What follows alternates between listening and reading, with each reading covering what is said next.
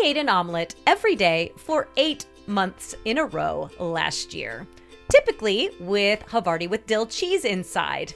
And frankly, the only reason I stopped eating omelets every day was because I dropped my skillet on the floor and dented it so badly I couldn't use it any longer, and my ADHD brain keeps forgetting to order another one. If you have ADHD and this sounds familiar, you are in good company. Because as it turns out, eating the same foods or same meals over and over again is actually very typical for many of us with ADHD. If you've ever wondered why you do this or how ADHD impacts how you eat, stay tuned for today's episode. We're tackling how ADHD affects our eating habits, as well as some easy to implement tips about what we should be eating or how we should be eating in order to feed our ADHD brain. All on today's episode of the ADHD Mompreneur.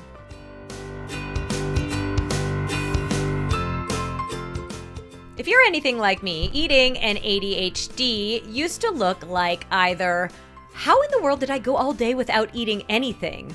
Or, how in the world did I just sit and eat an entire bag of lime tortilla chips in one sitting? Now that I know how eating impacts my ADHD, I realize that I may have forgotten to eat all day because I was hyper-focused on something else, or my ability to house an entire bag of lime tortilla chips could be due to my lack of impulse control. That's why I wanted to include an episode on ADHD and eating in my Healthy ADHD Habits series to kick off 2024.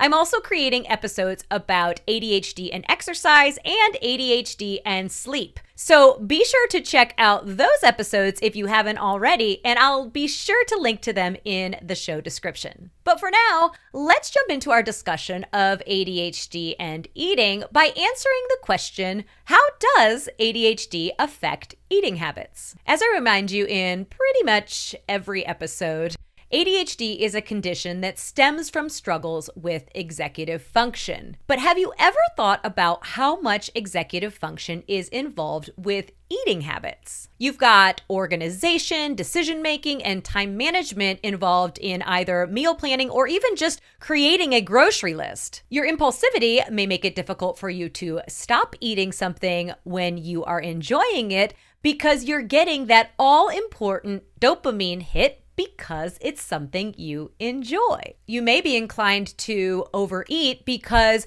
you got distracted or hyper-focused and you skipped a meal or two, and now you're so ravenously hungry that you just want any food to get in your belly now. We ADHDers also have a tendency to be drawn to high-calorie, sugary foods because those are the ones that are going to give us that all-important dopamine hit that we're looking for. And because we have lower levels of the neurotransmitters dopamine and norepinephrine, we often struggle with recognizing the signals that we are either hungry or that we are full. So I guess you could say, yeah, ADHD really does have an effect on our eating habits. So how is it that we can make sure that we are getting the proper amount of calories, vitamins, and nutrients to make sure that our brains and our bodies are running at optimum levels? Let's wrap up today with some ADHD diet and healthy eating habits. I'm going to divide these tips into two sections. First, we'll discuss some behaviors or routines that can help you with your ADHD eating. And then I will give you some examples of foods that you need to include or remove in order to keep your body and brain running smoothly. In terms of behaviors, if you are one of the people who runs on the forget to eat then binge eat cycle that we discussed earlier, it may be helpful for you to set regular reminders on your cell phone or on your digital assistant to remind you it's time to eat a meal or have a snack. If you're someone who overeats because you are trying to do too many different things while you're also feeding your face, you may want to try to avoid distracted eating. Distracted eating may look like watching television while you're eating, or working at your desk, or driving in your car. In fact, if you can, eating at a table is a great way for you to focus solely on eating and make sure that you don't eat too much. I know, crazy, right? Who sits at a table to eat? And a final behavior that may set you up for improved ADHD eating is to set yourself up for success. If there is something that you enjoy eating, it is perfectly okay for you to eat that same thing over and over again. It means that you aren't making as many decisions about what you're going to eat. And if you make sure that you always have those items on hand, it means that it will be easier for you to switch tasks, get some food, and then get back to whatever it was that you were doing. For instance, it often takes me a little bit of time to get my appetite going in the day.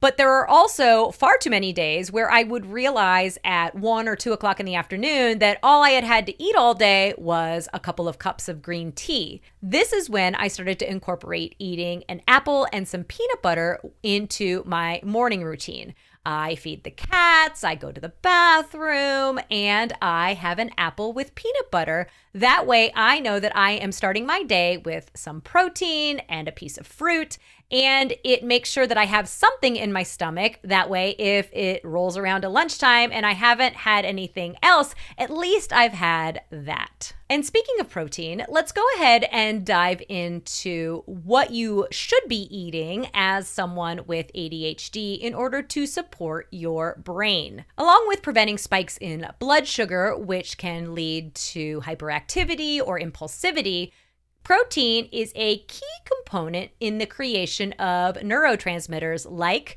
let's say it all together, dopamine. Ideally, it would be great if you could include some form of protein in all of the meals or snacks that you have throughout the day. And don't worry, protein doesn't have to just include meat.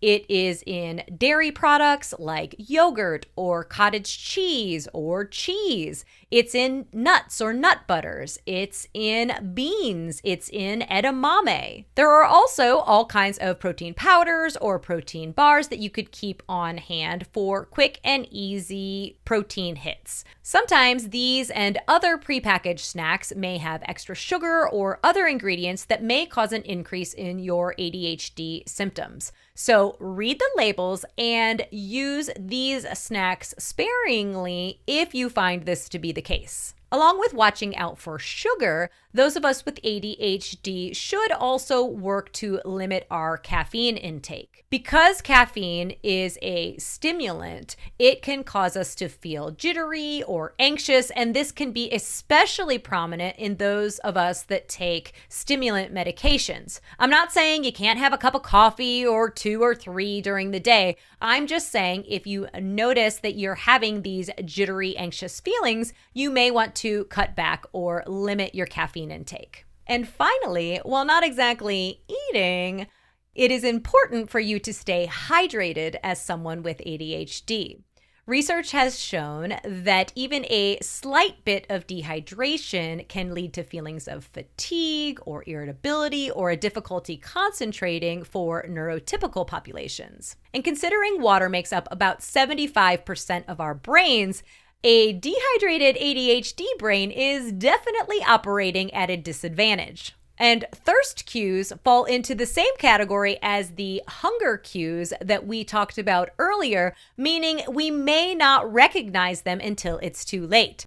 Chances are, if you are feeling thirsty, you are already headed towards dehydration. So if you're an ADHDer who has trouble staying hydrated, you may want to set alarms or reminders like we discussed earlier, only these are to remind you to drink water. Or you could get yourself a big old water bottle and fill it up every morning when you wake up and then challenge yourself to drink it throughout the day. Eating to support your ADHD doesn't have to be complicated. You just have to put a little thought into it. Try to add some protein to every meal or every snack. Limit the amount of processed foods that you eat so as not to take in additional sugar or other additives that might increase your ADHD symptoms. And be sure that you're drinking plenty of water so that you can keep your brain well hydrated. I'm curious if you have a go-to snack or meal that makes eating eating easier? Drop it in the comments below or leave me a voicemail message at the link in the show description and let me know what you're eating. I also want to remind you that I have 2 other healthy ADHD habit videos that you can check out. There is one all about how sleeping impacts your ADHD and one about the importance of exercising or moving your body on your ADHD symptoms. And we are just getting started for 2024 here at the ADHD Mompreneur. In the coming weeks, I will have episodes for you about getting organized, staying motivated, and I'll share some more of my favorite ADHD hacks that help keep my mom life and business life running smoothly. So make sure that you've hit that like or follow button so you don't miss any of my upcoming episodes. If you're a business-owning mom with ADHD, you're going to need to grab my free customizable essential checklists for ADHD mompreneurs by visiting bit.ly/checklists for ADHD mompreneurs or by following the link in the episode description. Do it now before you forget. Until next time,